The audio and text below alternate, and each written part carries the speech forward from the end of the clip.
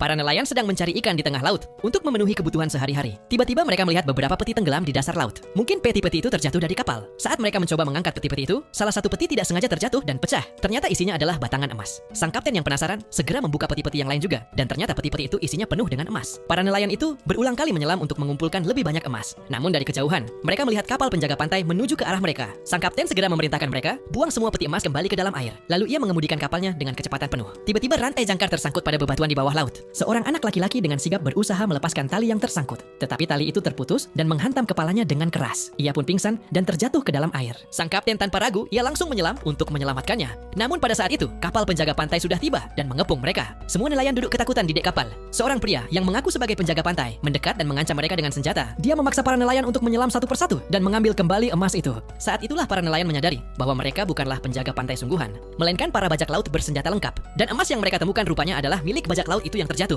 Pemimpin bajak laut kemudian memerintahkan anak buahnya untuk mengambil kembali harta karun itu dan membunuh para nelayan. Seorang nelayan wanita segera menyadari bahwa ada yang tidak beres dan berusaha berenang ke atas. Tetapi seorang bajak laut meraih kakinya dan mencoba menariknya ke bawah. Di saat yang bersamaan, sang kapten datang. Ia menggunakan cangkang kerang yang ia bawa untuk memukul tangan bajak laut itu, hingga membuat bajak laut itu menjatuhkan pisaunya. Dengan cepat gadis itu memotong perlengkapan alat selam bajak laut dan mengikat kakinya dengan tali. Nelayan lain dengan cerdik menyeret bajak laut itu ke bebatuan dan menjebaknya. Kemudian, seorang nelayan lain datang dan memotong selang tabung oksigen bajak laut tersebut. Setelah itu para nelayan berenang cepat ke permukaan. Mereka saling bergantian memberi isyarat untuk naik dan mengambil napas. Salah satu nelayan berhasil menyeret bajak laut lain ke sepetak rumput laut hingga bajak laut itu terjerat dan tidak bisa bergerak. Nelayan-nelayan lain datang dan mendorongnya ke bebatuan. Dengan kerjasama yang cerdas dan terencana, mereka akhirnya berhasil mengalahkan semua bajak laut. Saat semua nelayan kembali ke permukaan, sang pemimpin penjaga pantai mulai menembaki mereka. Melihat teman-temannya dalam bahaya, seorang gadis berteriak padanya. Tanpa ragu, ia melompat ke arahnya, mendorongnya hingga terjatuh dari kapal dan ikut melompat bersamanya. Namun ia tidak bisa berenang dan segera kehilangan kesadaran. Beruntungnya teman-teman nelayannya dengan sigap menyelamatkannya dan menariknya kembali ke atas dek kapal. Saat mereka sedang mendiskusikan rencana untuk melarikan diri, tiba-tiba pemimpin bajak laut yang sungguhan naik ke atas kapal. Ia mengancam dan memaksa mereka untuk melompat ke laut. Para nelayan pun tanpa daya menuruti perintahnya. Kemudian ia membuka sebuah peti dan mulai mengeluarkan berlian.